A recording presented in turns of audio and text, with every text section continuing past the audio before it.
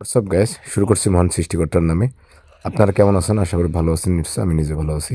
তো আমার সামনে একটা দেখতে পাচ্ছেন টিভিএস রাইডার বাইক। তো বাইকটা একবারই নতুন, তো আমরা ফ্রি সার্ভিস করাবো।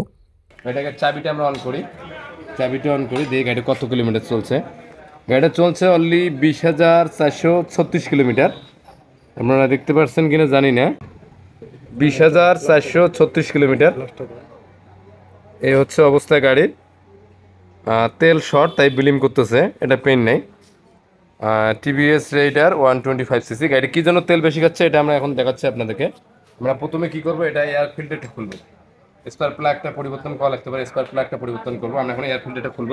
মূলত বাইকটা আর একটা প্রবলেম আছে, সেটা হচ্ছে বাইকের যে ওনার, উনি আমাকে বলছে যে দাদা আমার বাইকটা তেল বেশি খাচ্ছে আর বাইকটা কেন জানি স্পিড কম মনে হচ্ছে। এর জন্য প্রথমে আমরা এয়ার ফিল্টার চেক করবো, তারপর স্পার প্লাগটা চেক করবো, সঙ্গে ইঞ্জিন অয়েল তো পরিবর্তন করবোই। ফিল্টারের কভারটা খুললাম। এদেন ফিল্টারের অবস্থা একদম খারাপ, প্রচুর ধুলা, একদম নোংরা হয়ে গেছে। এই যে ধুলা, যাই হোক এটা এদিকে দেখান একটু। এটা নিয়ম হচ্ছে, এটা কোম্পানিও বলে দিছে যে আপনার মিনিমাম 12,000 কিলোমিটারের মধ্যে পরিবর্তন করতে হবে, যে 12,000 কিএমএস। তা গাড়িটা চলতে হলো 20,000 কিলোমিটার, এখন পর্যন্ত এটা পরিবর্তন করা হয়নি। তো এখন আমরা এটা পরিবর্তন করব, এটা পরিবর্তন করব এবং স্পার প্লাগ পরিবর্তন করব, ইঞ্জিন অয়েল পরিবর্তন করব। আশা করি তাতে তেল মাইলেজ ভালো হবে, গাড়ির টান ভালো হবে। ততক্ষণ মধ্যে আপনারা ভিডিওটা দেখতে থাকেন আমরা কি কি কাজ করি। তো ঠিক আছে, বাসে কাছে দেখান, এটা সরান, এটা মুছি নেই। যেহেতু বাইকটা আমরা সার্ভিস করব, তো বাইকটা আমরা ফুল সার্ভিস করব, মানে মাস্টার সার্ভিস আর কি।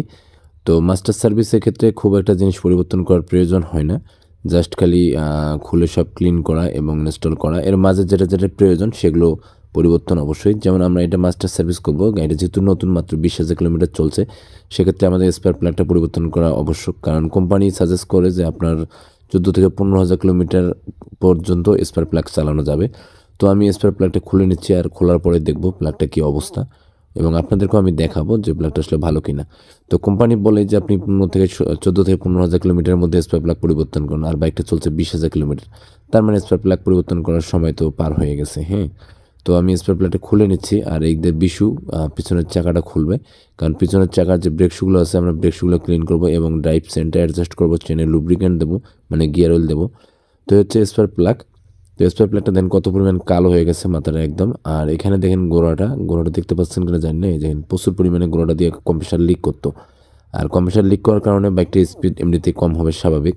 তো যাই হোক, আমরা এই স্পেয়ার প্লাগটা যেহেতু পরিবর্তন করবো, তো সেক্ষেত্রে এটা আমাদের পরিষ্কার করার দরকার নেই, মানে আমরা ক্লিন করবো না, জাস্ট খালি আমি আপনাদেরকে দেখানোর জন্যই আর কি। তো মাথাটাও দেখেন কত পরিমাণ কালো হয়ে গেছে। আর স্পেয়ার প্লাগটা পরিবর্তন তো করবোই, এবং সঙ্গে আমরা এয়ার ফিল্টারটা রিপ্লেস করবো, মানে চেঞ্জ করবো, আর ইঞ্জিন অয়েল। তো যাই হোক, একদিকে বিশুর চাকা খোলা হয়ে গেলো। বিশুকে আমি বললাম যে ট্যাঙ্কিটা খুল আর কভারটা ওইদিকে রাখ, কারণ আমরা ট্যাঙ্কিটা খুলে ট্যাঙ্কির তলে অনেক ধুলা টুলা আছে, যেহেতু ধুলার দিন এখন। তো সেক্ষেত্রে আমরা ট্যাঙ্কির তলে যে ধুলা আছে সেগুলো ক্লিন করব, মানে পরিষ্কার করব।